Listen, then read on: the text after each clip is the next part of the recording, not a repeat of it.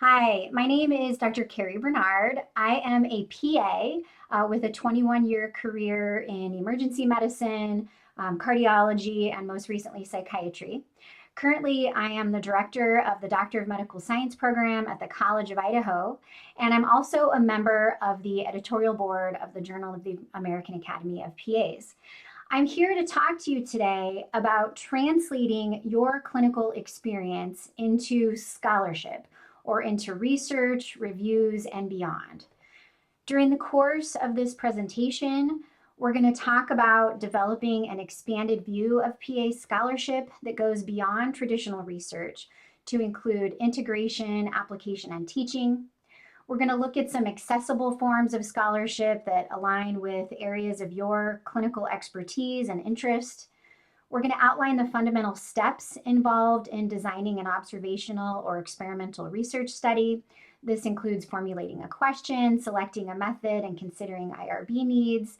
And we're also going to explore strategies PAs may use to find and leverage research mentorship and collaborative opportunities to support your scholarly productivity and professional growth. Now, when I use a word like scholarship, you may be thinking about money that you got to go and pursue your undergraduate or your graduate education. And in this context, that's not necessarily what we mean. Usually, when we use scholarship in a discussion of research, we're talking about, or at least historians would say that we're talking about traditional scholarship, which involves original research published in a peer-reviewed study. Historically, when you talk about experts and them sharing their opinions, the mechanism that this often happened through was published literature in these journals like the Journal of the American Medical Association, the New England Journal of Medicine, the British Medical Journal. This is considered the most credible form of knowledge. Often authors of these types of publications take a traditional approach to scholarship, which is where they're doing either primary, secondary, or tertiary studies. Primary studies involve collecting and analyzing new data. This is what happens during a randomized control trial, for example. Secondary studies involve analyzing existing data. So researchers who do secondary research may get some data from the US Census, for example, and may create a cross-sectional study where they actually analyze the data, but they weren't the ones to collect it. And then tertiary studies are when authors come together and they collect studies on every study available on a certain topic, and they synthesize the findings across all the studies. And they do this in a very transparent method so that they're limiting the bias. They're picking all the studies instead of just the studies that agree with their hypothesis. And they represent areas of consensus and non-consensus. And this happens in systematic reviews or meta-analyses, which are where they pool all the similar statistics from the studies and they create kind of a new summary statistic. So those are kind of some of the historically traditional ways that people will approach scholarship. Now, in the 1990s, a gentleman named Boyer created or endorsed this expanded view of scholarship, which does include discovery, which is that original research that we were talking about. So generating new knowledge, but also integration. So working across disciplines and across contexts to synthesize knowledge and solve complex problems. Boyer also advocated for engagement being a legitimate form of scholarship, and this involves applying knowledge to real world issues and then evaluating the impact. And then teaching was also considered scholarship, so investigating processes for teaching and learning more effectively. When you see these categories, maybe you think of some of the things that you may be doing. You may work in a clinical setting where you frequently reach across specialties to engage your colleagues in an improved approach to a disease condition. You may be applying, translating research into a real world setting at a community health center, for example, where you take a best practice that was done in a very high resource setting and you try to apply it in your setting, which may be a lower resource context. And then teaching, those of you in academia where you are constantly trying to figure out how can we prepare PAs to be clinicians in this, crunched time frame that we have with these high levels of expectations, you are all doing scholarship, and there is a place that you can share this information, a platform and an avenue to share this information. And when you look at this expanded view of scholarship, what you see is that peer-reviewed journals are now going beyond just publishing studies, and they're hosting podcasts, blogs, and videos.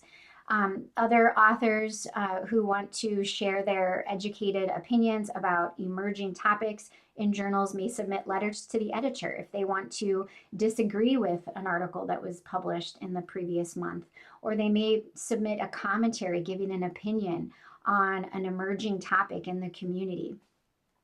Authors who are more about creative writing may create pieces on the humanity of medicine or create a narrative medicine essay.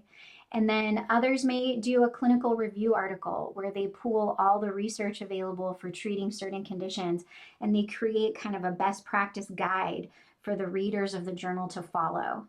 So we'll get into these a little bit more as we go, but these are just some ways that you can start thinking about sharing your expertise as a clinical PA. Now, what's in it for you? Why would you pursue scholarship? I mean, the first thing I said, or what I just said about demonstrating your subject matter expertise, this is a very gratifying thing to do. You're doing yourself, you're sharing your own expertise to benefit either other PAs or other clinicians in your field. And in this way, you might become a guide of medical practice or educational practice if you're in education. You also may offer an opinion on interpreting important professional issues. I know where I live in Alaska, we are pursuing our version of optimal team practice. We're trying to modernize our legislative practice act. And so it's conceivable that our president of our state association could publish something interpreting what this process has been like for her. And so she can help other PAs across the states pursue their own legislative updates. But as I said at the first one, that it's gratifying to demonstrate your subject matter expertise. Scholarship endeavors increase intrinsic motivation. It's very satisfying to be able to share something that you find meaningful, and also just to build your competence around a subject by just living in the research, being on the cutting edge of new studies that are coming out, and then sharing this information with your colleagues. This helps develop your career, especially if you're somewhere where there's a career ladder and you can apply scholarship to getting promotions. This is very common in academic settings, either at programs, standalone programs, or in academic medical centers. And then, of course, the more you promote yourself, the more you're going to advance the PA profession. These are just half a dozen reasons, and I'm sure you can think of others that are important for why PAs should pursue scholarship. Now, why don't more of us do it? I mean, honestly, I've spent the last almost 10 years since I started my own doctorate journey learning how to research, and it's difficult. I mean, I live in Alaska. I don't have access to a lot of PAs or quite frankly, physicians or nurse practitioners who are interested in research or who have the skill set. And oftentimes we don't have access to the patients or the other folks in the community that we might want to study. These things take time that many of us don't have because we are committed professionally and we have other responsibilities. Some people, before I got my PhD, I mean, honestly, one of the reasons I went back was because I wanted to do research and I just didn't feel like I had the training, the education, or the skills. And so it took me 4 years pursuing a doctorate to feel, just to kind of feel like I could jump in. And actually I started publishing before I graduated with my doctorate. So as I dipped my toe in during my studies, I started getting very interested, and then it kind of took on a life of its own. But if you don't have the training, education, and skills, mentors can often take the place of that. But again, like me up in Alaska, I don't have a lot of mentors up here. In fact, I've sought mentors in other states, and now I'm becoming a local mentor. And then finally, resources. Research costs time, not only time, or research costs money, not only in time, but also sometimes we may have a great idea for a study. We may have access to a population of participants that we can recruit a sample from, but we may not know how to do the statistical analysis. And so we may not have the money to hire a statistician. We may not have the money to protect our time so that we can spend some of our professional time doing research. So, supportive teams like statisticians, and then also just having money to conduct the research can be limiting factors. Now, aside from those barriers, there are places that you can begin that are very accessible to aspiring researchers. And so we're going to go over a handful or more of possible products that you could create in order to start sharing your expertise and your kind of areas of passion that you'd like to develop. But before we go there, I just want to say this. I love this statement, research is me search. And this was 100% true for me when I decided to go back and get my doctorate. I was motivated because I'd been in emergency medicine for, I don't know, at that time, it had probably been about 5 or 6 years, and I was pretty significantly burnt out. I was shocked at how quickly it happened after entering emergency medicine, and just how early in my career it happened. I'd been practicing for about, I don't know, like 7 or 8 years at that time, and I basically didn't want to go to work anymore. And I recognized that I was burnt out, and I took some steps to, try to help. And I started like reducing my work time. I started doing more fun things outside. But that kind of seemed counterintuitive to me because then I'm kind of passing the burden on to my colleagues. And so I really wanted to learn, like, why did I burn out and what are the other options for me? And so I started a doctorate program, and I studied primarily the mental health of the healthcare workforce. And so in my case, research was 100% research, and it became something that I was able to share with others. And again, very intrinsically motivating. You may have similar topics like this surgical PA down here. You might have a procedure that you're really passionate about, and you might want to study it in certain conditions or examine ways to train PAs better to do it, that scholarship of education or teaching. You may be very motivated to help your patients do healthy lifestyle behaviors like mindfulness or yoga practices, exercise, and then skipping over to the grocery bag, healthy eating. Looking at the team in the middle, you might be someone who's passionate about leadership topics, and you may want to study, teamwork or how to really increase the efficiency of delivery of healthcare in your setting. So whatever your area of interest is, and I say interest, it doesn't even seem exciting enough. Whatever topics get you excited, but also whatever topics are frustrating to you that you're like, if only I could solve this. That is the money. That is where your passion is going to lie and where you're going to be motivated to do research. Harrison Reed and his publication partner Artino published an article in the Journal of Physician Assistant Education in 2021, and in it they put 6 strategies to bolster scholarship and writing. The article was for PA educators, but their points I think are relevant even for clinical PAs as well. They recommended starting small, creating efficacy through efficiency, refining the idea, seeking mentorship, building or joining a team, and navigating the publication process. So we'll go through each of these with some examples. So starting small, Harrison and Artino recommended finding smaller, achievable scholarship goals within your area of interest, thinking that a small spark could light a bigger flame that could be very motivating for you. So a couple of examples. This is, again, Harrison Reed, who I've been quoting for the last couple of slides. He's a very close colleague of mine. We've published together. And in this particular instance, Harrison knew that I was publishing a study. He was on the JAPA board, and I had a study that had been accepted to the journal about the importance of collaborative physician support to early career PAs. And he'd read my article, and he thought, this would be a great thing to write a commentary on. So he actually kind of put forth his opinion on the importance of relationships in medicine. His area of interest is in the hostile workplace. And so he wanted to kind of take my study and put the findings into the context of something that he's passionate about, which is basically being civil to each other when we're at work. And so this was his opinion, but he brought in, it was an informed opinion, and he used it to kind of bring readers' attention to my study in the journal. And it also, my study was relatively technical, and he really brought it down to like, this is actually what this study means to me, is kind of how he approached the commentary. So commentaries and letters to the editor are great places to start. They are your perspective. They're meant to be, it's meant to be an informed perspective. And letters to the editor may be like, there was an article published last month and I really disagreed with it, and here's why. So again, it's your opinion, but it's meant to be an informed opinion.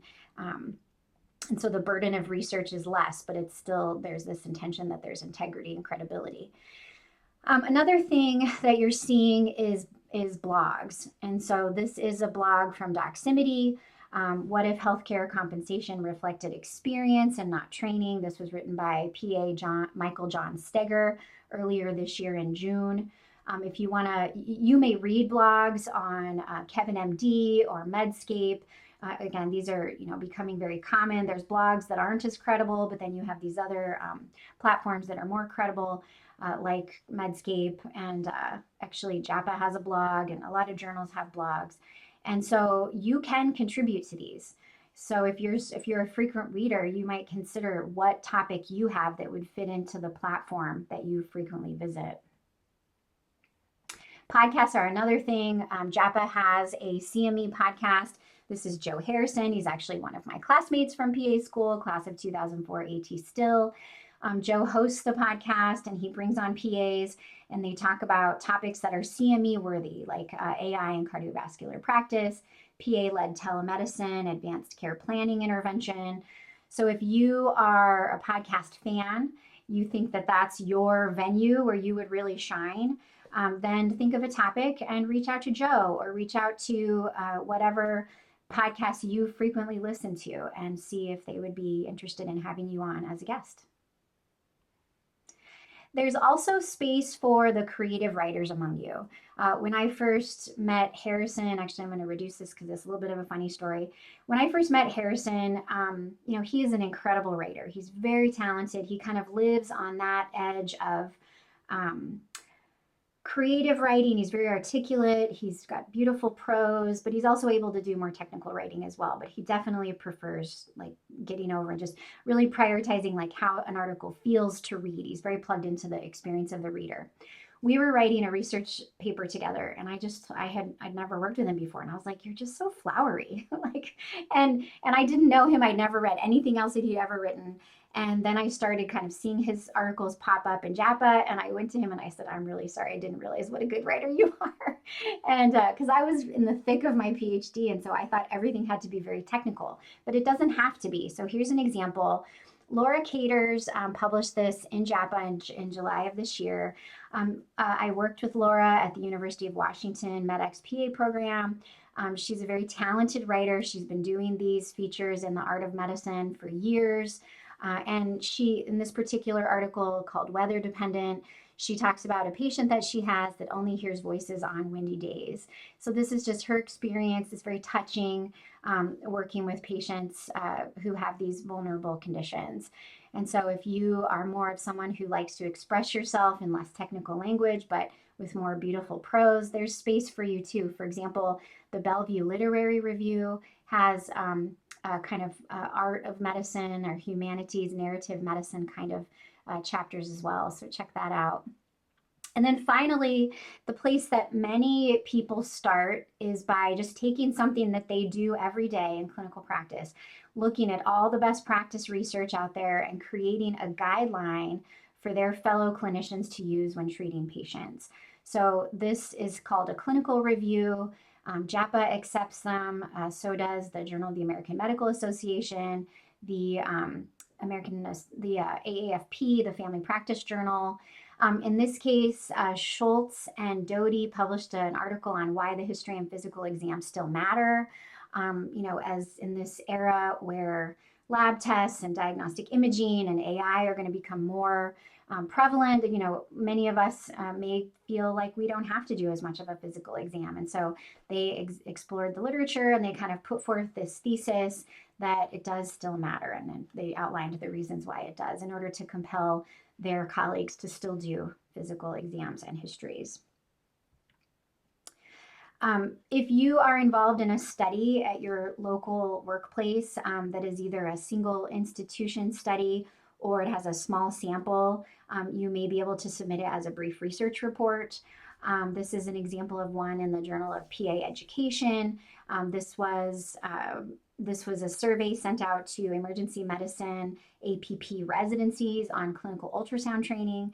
They ended up receiving data from 21 responses, and so it ended up being a smaller sample size, but they still thought it had valuable findings, and so they just published it as a brief report.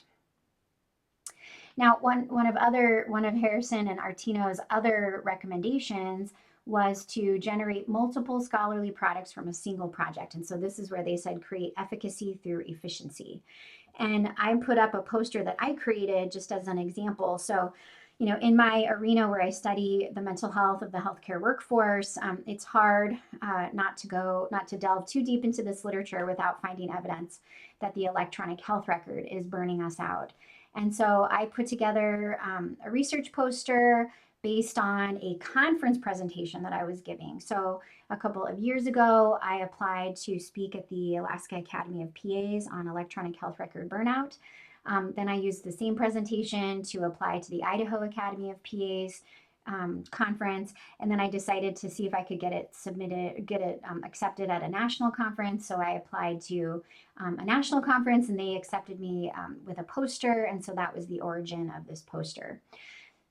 The other thing that I could do with this, if I had time, and I definitely have an interest, is create like an abstract to submit to a journal. So it's just like a brief write-up, like 1 page, or I could submit a clinical review article where I talk about like these are best practices for avoiding burnout from the electronic health record. So this is just kind of that multi-leg stool. Like you never want to just sit on a stool with 1 leg or even 2 legs. You want to make this work for you. And so at least I had a colleague tell me at least 3 legs on every scholarly stool. So you want to get 3 things out of everything that you do. 4 is better. And so just keep this in mind. I think this is a great way to kind of deepen your expertise in a topic, really find your talking points around something, be very comfortable in it, and then also just maximize your productivity and kind of take the most advantage of the time you have available.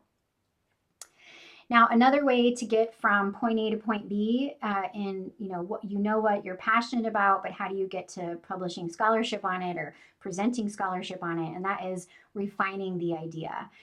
So as you approach an area of interest, you really want to clarify what is the topic? Like, what do I have to say about this topic? What is my expertise around it? What is my perspective? And this is informed by your daily experience, but it also should be informed by emerging literature and kind of where you land with that, like where the literature meets your experience is really that perspective that you have to share. And then who is your audience? Who do you want to share this with, and what do you want them to do with the information? These are things that kind of help you decide, like, this is what I want to disseminate. And as you start to play around with these different products, like we just reviewed, your voice will come out of it. The topic will become more refined. The way that you write about the topic will become more refined. But it's kind of an iterative process. You have to keep picking different things to try and developing it further, so on and so forth. Now, some practical starting points just for refining your topic. Think about your daily life. Do you have some recurrent professional problems that you are just not sure how to address? One of the things that always comes to mind clinically for me is I used to do psychiatry, and we could never get the PHQ-9s or the GAD-7s into the chart at the time that I was seeing the patient. And this became problematic because I was doing telemedicine. So the patient was at their home, I was at my home, our office was over there. So even if the patient had sent in the PHQ-9 and the GAD-7 to the office, it was over there, I was at home. And, it was just a constant challenge. And so this was a recurrent problem that, we hit the literature and tried to figure out like what are some evidence-based ways to improve patients getting their screening tools to us in a telemedicine fashion. You may also have emerging treatments. There might be some excitement in your field around a treatment, but you're not sure how you're going to apply it to your population. So I always think of like at present, like some of the weight loss drugs. There's these emerging indications, and how do you either get it covered for your patients? What are the safety measures? What are the long-term consequences? So there may be this excitement, but there's still uncertainty, and so it kind of motivates you to like learn more. And then you may have something where there's just a lack of research in an area of need. And so oftentimes, if you work in a marginalized setting where you treat patients that are, from vulnerable populations, research may not include them. And so it may be unclear how the findings apply to them. And so these are all things that motivate people to do research. For me, when I started studying well-being, like PA, just in the healthcare workforce, there was a lack of PA studies. This is resolving. I mean, there's more studies coming every day. There's this huge gap in the literature on how we treat PA burnout. And PAs are different than physicians. I mean, we're exposed to a lot of the similar clinical conditions, work demands, and some of you may be under more demands than your physician because you offload some of the physician work. But we also have the ability to switch specialties, for example. And so if we are in one specialty that's very demanding, one way that we may treat our burnout is that we can just go to a different specialty. And so you can't necessarily apply literature on physicians or literature on nurses to PAs. And so I attacked that gap in the literature myself. And that's how I came up with some of my study findings, which were that, collaborative physician relationship matters, especially in early career. And giving PAs leadership responsibilities improves their professional satisfaction and decreases burnout. And so these are examples of things that motivated me. And so think about the types of things that are recurrent problems, emerging treatments with uncertainty, or areas where you just have looked, but you can't find good evidence. These are things that kind of justify you pursuing some kind of research on the topic. Now, this is relevant. So say you are a lead PA in an emergency room. You have certain issues related to recurrent problems, maybe managing your team, it may be scheduling your team, it may be a medical error that happened, and so you want to educate your team. There's lots of different things. So here's one example of a problem that an ERPA may face. PAs on my team who manage critical incidents in the ED, like the unexpected death of a child or an incident of patient violence, sometimes have trouble recovering emotionally. Our hospital has no psychological services to offer in response. So this is a problem that this PA has identified, and they are uncertain how to address it. Now, on the other hand, we have a PA working in a specialty outpatient clinic who has identified in psychiatry, who identified a different type of problem. My adolescent patients are uncomfortable turning on the video during telemedicine visits. This makes it challenging to feel connected to them during the call. So how do we address these issues? These are problems that we want to figure out. One of them is related to an emotional recovery after a difficult event. The other one is related to adolescents being comfortable or turning on their videos during a telemedicine visit. So if we're going to solve these problems, what's going to be the best way to go about doing that? And one of the first things that we encourage researchers to do is to create a question that makes your problem measurable. And it also makes your problem answerable. So when you hit the literature, you're really searching like, how can I help? What can I do here? And so it's kind of a logical place to take your problem, your observation, and turn it into a question. This informs literature reviews so that you can gain your foundational knowledge, and it'll ultimately, way down the road, dictate your study design. So what type of data are you going to gather? Are you going to do a quantitative study where you look at surveys and turn it into a statistical analysis? Or are you going to do a qualitative study where you're going to talk to people and find out what their experience is of their situation? There are frameworks where you can turn problems or uncertainties or emerging treatments or whatever your inquiry is into a question. And so these are, some of you may have heard of PICO. PICO stands for population, intervention, comparison, and outcome. SPICE stands for setting, population/perspective, intervention, comparison, and evaluation. And then SPIDER is in reference to a qualitative study, which talks about your sample, the phenomenon of interest, the design that you're going to use, the evaluation, and the research type. These frameworks give you a process where you can take this observation that you've made in your workplace setting and turn it into a question. So we're going to do that with each of the problems that we just saw. So our lead PA, who was wanting to know how to support his team after critical incidents, jumped into the literature and just kind of was quite, like psychological support after a critical incident. And he kind of familiarized himself quickly. He did a preliminary literature review on how to support his team. And he kind of started coming up across studies about peer support, like where he would train PAs that are kind of exceptionally good at empathy and kind of have a natural talent for supporting others. And he would train them to be peer supporters so that when there was something happening in the ER, he could pair the involved PA with the PA that had been trained as a peer supporter, and they could go through a peer support process to support each other. But research was limited on how peer support influences PAs. And so that was a perfect excuse for him to do a study. And so the question that he came up with was, will providing peer support services to emergency medicine PAs after a critical incident improve their psychological recovery afterwards? So he used SPICE as the framework. His setting was emergency department. The population was PAs. The intervention that he's going to study is peer support. And then his comparison, he's going to have a control group where there's no peer support provided to them. And the evaluation he's going to do is a second victim syndrome survey.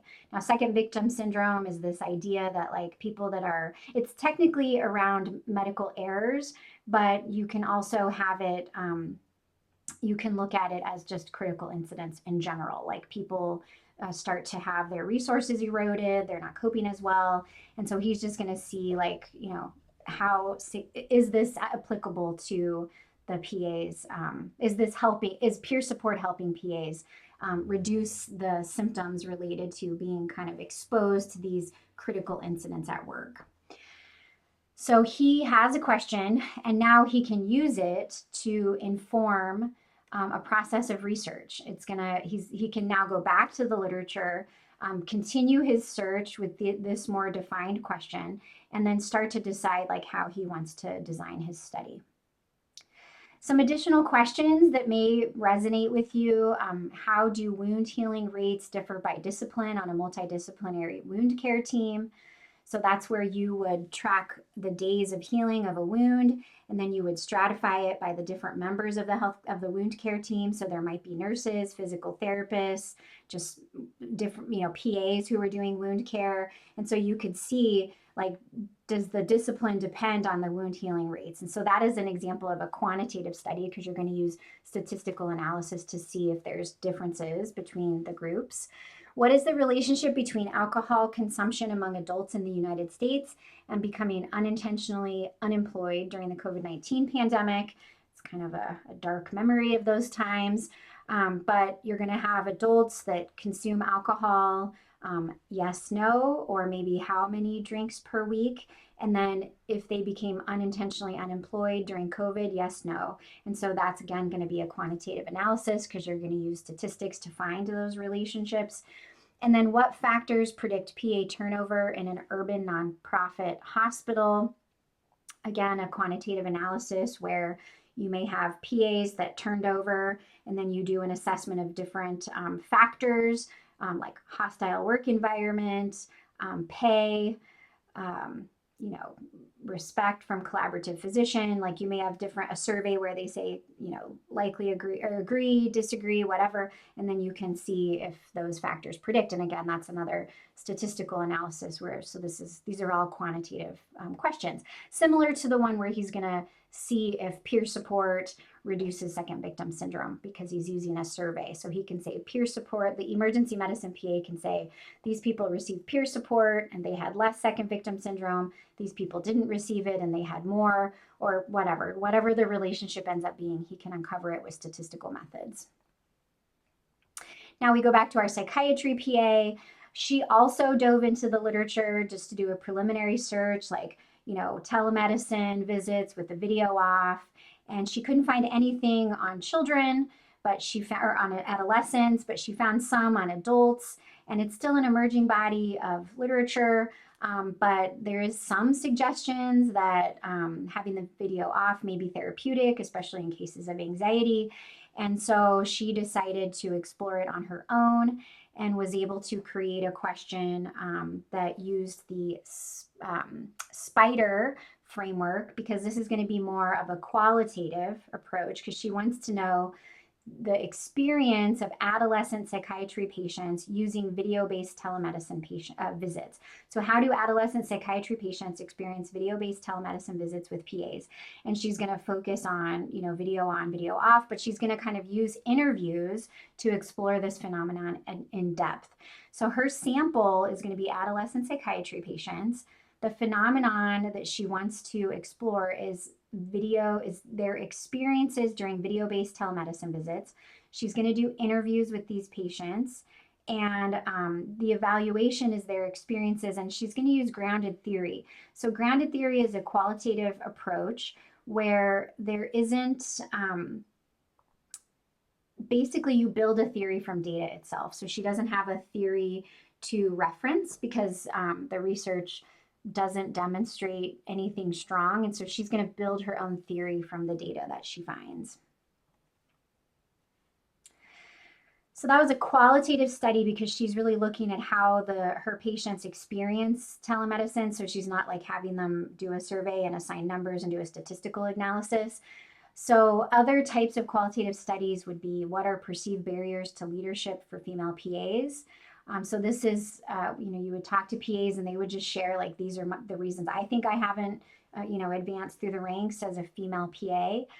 What are the lived experiences of pediatric patients with symptoms of prolonged COVID-19 illness? And then for those of you in academia, you might be interested in how do PA students with disabilities experience simulated patient scenarios during didactic trainings. So whereas quantitative studies are gathered and eventually distilled into numbers, so it's data from medical records like blood pressure numbers, glucose numbers, differences in weight before and after a study, differences in burnout before and after an intervention. These are things that can be statistically analyzed. Qualitative research is words that are collected during interviews, focus groups. Sometimes researchers will observe, like if you're doing, let's say that we're doing an assessment of this, how do PA students with disabilities experience simulated patient scenarios? A researcher could just observe a group of PA students and just make notes on how the different students seem to be interacting. And then they could combine that with an interview with students that have a disability. And they could combine the evidence. And so that would be an example of a qualitative study where they use two different mechanisms, observations where they're making notes, and then also interviews. So qualitative research has a lot of different ways that you can approach and understand deeply a phenomenon. Quantitative research is more about finding trends and patterns. Qualitative is about understanding something deeply. And so many times you don't need as many participants because you'll start to get common themes. And when common themes emerge, that's a justification for ending the qualitative study. Regardless of what kind of question you come up with, you want to put it through the finer criteria. And this encourages researchers to make sure that their research question is feasible. So sometimes PAs get very excited about the topics they want to explore and they bite off a big chunk And in my work at the Doctor of Medical Science program, I'm often having my students pare it down, narrow it in. This is too big. You're going to bite off more than you can chew. You're going to be measuring too many things. It's going to be too much data for you to keep track of. So it's helpful, especially when you're starting, to really focus in on something very specific about your topic, a specific population, condition, setting, and just get your feet wet before you start kind of venturing into bigger, more complex study designs. You want to make sure it's interesting to your audience, to you, novel. So again, when I talked about the justification for doing a study, it was like a recurrent problem that doesn't have an easily identifiable solution, an emerging therapy where it's uncertain how it applies to your population, or something that just lacks research in general. And so novel indicates that other people maybe haven't done it. Ethical speaks for itself. It can't cause harm to the participants, and if it does, it has to be very, very minor, and they have to be informed consent and all the ethical guidelines. And then it has to be relevant. It's something that your audience is going to use, that's practical for them, practical for you to spend your time studying. As you make your way through refining your topic, getting your research question, running it through the finer criteria, then you have something that can shape the rest of your study design. It's going to tell you who you need to sample from. It's going to tell you where you're going to study it. So what's your study site? It's going to tell you what type of data you're going to collect, and then how you're going to analyze that data. And you could see that as I talked through those previous research questions. If you get a tight, specific, clarifying question, it's going to guide all of these things for you. So you can always be using it as a touchstone. You can always go back and just re-reference your research question and make sure that you're not drifting away from it, collecting data that you're not going to analyze, or not collecting data that you need to analyze. And then finally, I put this in here. This I think is kind of a fun thing to play around with. This is janebiosemantics.org. Jane stands for Journal Author Name Estimator. What you can do with this website is you can put in your research question. You can put in a topic of interest that's very specific. And then if you hit Find Journals, it'll come up with a list of journals that publish similar studies. That's typically what I use it for, but you can see the other buttons were Find Author and Find Articles. So you can certainly look for that too.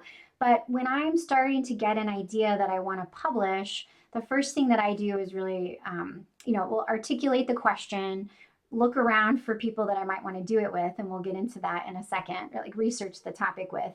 And then I really want to know what journal might be relevant for me. And so I'll go to Jane and just find some different journals, and I'll look at the journal websites and find out what types of articles they publish. A lot of the stuff I brought up to you is from JAPA. I'm very familiar. I'm an editor on the board. I've published quite a bit in JAPA. It's an excellent place to start, especially if your topic is very, very PA focused. But it's also very helpful to look broader than JAPA or JPAE if you're a PA educator. And Jane is very helpful to identify journals that you maybe have never heard of.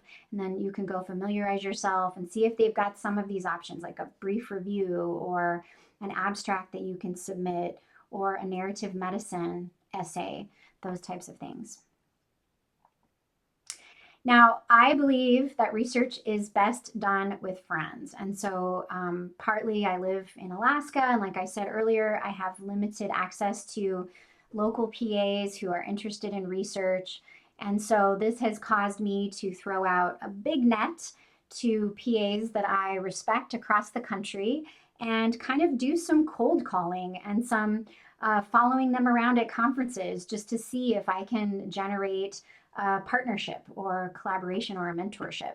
So I'm going to take you briefly through my journey of first finding a mentor, and then building teams of collaborators so that I could amplify the amount of research I could do just as an individual, and then eventually start leading. My journey ends when I started leading my own teams, and that's currently where I am right now. So obviously the story continues, but my current journey is right there. So this is Dr. Betty Copeland. Betty and I met years ago when I was a new PA educator. She led a workshop through PAEA where she was kind of teaching early career PA educators how to teach. So in 2019, fast forward a couple of years, or 2018 rather, I was in my doctorate, I was starting to talk to people about my emerging expertise in burnout. Betty was someone that I really admired through her workshop that I took with her at PAEA. So I started attending workshops that she did at conferences. I made sure she remembered me. I was tried not to be too spooky about it, but we did become friends that way. She lives in Arizona. I used to live in Arizona. So when I traveled back, we would try to meet up. And eventually she tagged me in along with the rest of this team to a group of very accomplished researchers that were putting together a review on PA burnout for the National Academy of Medicine. This was an incredible opportunity. So I got to work with a team that was synthesizing the literature on PA burnout and submitting it to a national audience. And so that was my first publication. I was not done with my doctorate yet. I was only 2 years in.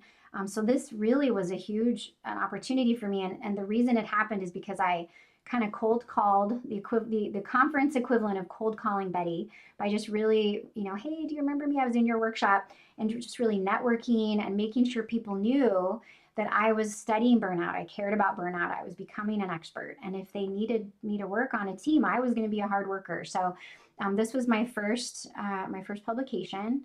And then after that, I kind of wanted to, stretch my wings a little. And so I reached out to my friend, Dr. Michelle McMoon, who is also a PA.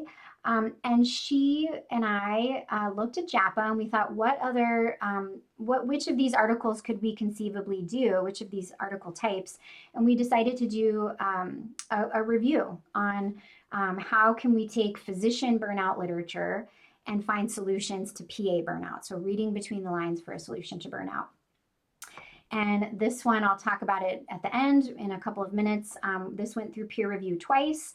It got decimated by peer reviewers, and then eventually we got it over the finish line and got it published in 2019. And up next, through my burgeoning interest in well-being, I met Dr. Eve Hoover, who was an educator at Midwestern, is still an educator at Midwestern Glendale in Arizona, PA program. She was creating this wellness curriculum that she was delivering to her students and then studying the impact. And I wanted in on that. Super exciting. She was actually multidisciplinary, working with a psychology professor at the university. And then she recruited sites across the United States, other PA programs that were delivering her curriculum. And we were gathering data and evaluating the effects. And so I've published, eventually she recruited 9 PA programs. This was one of 6 papers that I've published with Eve. So every year we would look at the data that we had and we would package it in different ways. We had a statistician that was working with us, and we would just write about how are PA students doing. Our study overlapped with COVID, so we were able to look at, were there gender differences? Did COVID impact it with remote learning? So we had a lot of data, and we had some motivated people, and we really developed a strong team. You'll also notice Betty Copeland is an author here as well, and so there's a lot of overlap as you move through these groups. And then finally, I felt ready to lead my own team. And so this was a study that I did we actually started it probably in 2022, at the end of 2022.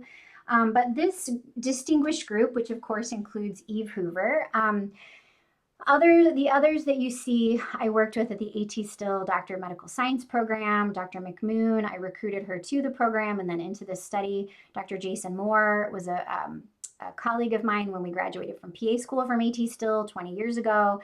He was also working for the A.T. Still doctorate program, so I recruited him to the study. Jerica Durr was another person. She was a capstone instructor at the A.T. Still. Now she's the director, the associate director of research there at the Doctor of Medical Science program. Laura Lipke was our health sciences librarian, so she was very helpful in doing our literature search. And then Melinda Gottschalk, Dr. Gottschalk was also a capstone advisor for me. So we got together and realized, we were talking why are PAs going to get their Doctor of Medical Science? What does the literature show about the benefits for PAs in getting this doctorate degree. There was a lack of research, and we wanted to fill it because we were working at a DMSC program. So we did a scoping review, and we looked at literature, not just of PAs, because there was very limited. So we had to really develop a strategy for picking appropriate literature that reflected doctorate degrees that were similar to the doctor of medical science program, because you couldn't use like a medical doctor or even a doctor of nursing practice that was entry level, because of course PAs train at the master's level, entry level. So it was very interesting to kind of figure out what articles are we going to include and then find consensus across the articles. So that was one of the first times that I kind of coordinated a larger research group. And I continue to do this with other research teams as well. So this has been something I find very valuable.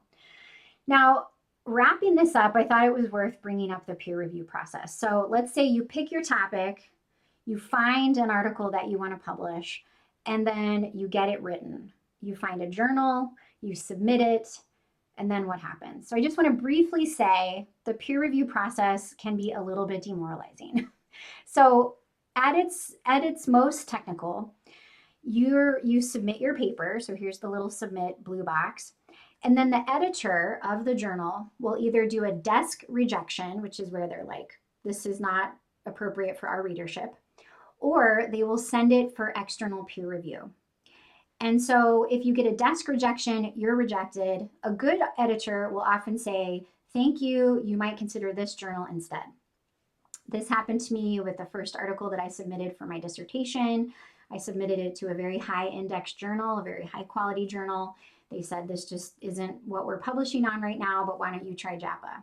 So I ended up submitting it to JAPA, but he was very kind and wasn't a jerk.